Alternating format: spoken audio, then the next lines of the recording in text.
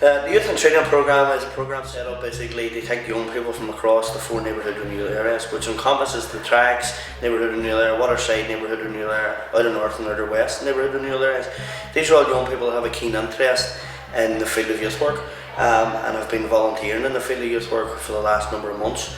But now this is about putting the qualification and taking them through the experience and the different modules that we deliver to give them the understanding of what youth work's about and how to deliver and purposely plan a youth work project. The applicants that were successful that got onto the programme have varying degrees of education. We start off where we have 5 of our applicants who have got degrees themselves in various different topics, but don't have anything relevant to youth work, but have an interest in working in youth work because can't gain employment themselves through other projects. And then we have other young people on the course that doesn't have an academic background.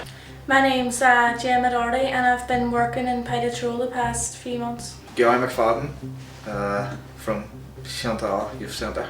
I was talking to Stevie Mallett and Stevie told me to come down to see him on the Monday and he'd have something for me, and I went down and he introduced me to the programme.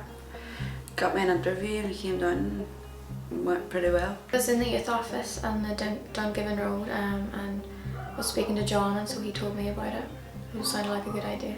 I'm Stephen Clark and I'm in CA. I'm Gemma and I volunteered down in Chantal Youth Centre.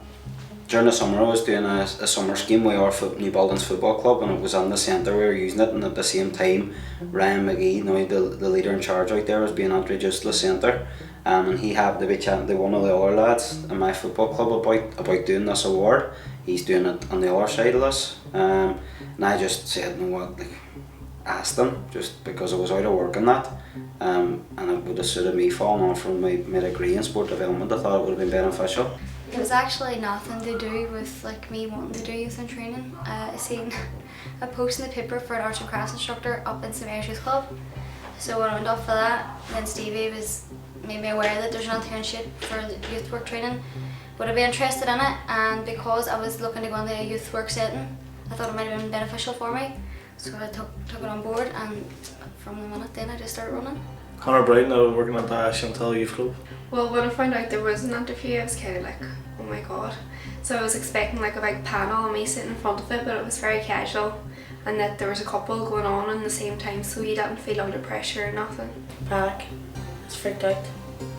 Because all the questions he was asking me, I didn't get them. Well, not that I didn't get them, it took me a wee while to understand them. I think it was just because I was pure nervous. It could have been a lot worse. I thought it was going to be more formal and stuff like that there, but it was basically just me and John. You know, it was more of a chat than anything like. Hopefully the DVD that we're creating and you're watching will show this. From what I'm seeing, you know, from day one, when they came in from their interview process, they were very nervous and agitated and worried about whether they get on and what happened.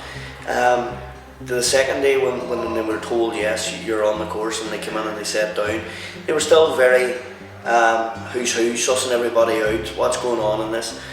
We deliberately structured the course that we put a team building exercise straight away, and that's we encouraged the people to get to know each other and test those boundaries and progress them as a group.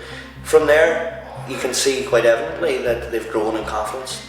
Their knowledge and their understanding of what they're doing and how they're doing it, and more importantly why they're doing it, has grown under each of the modules that we've delivered to them.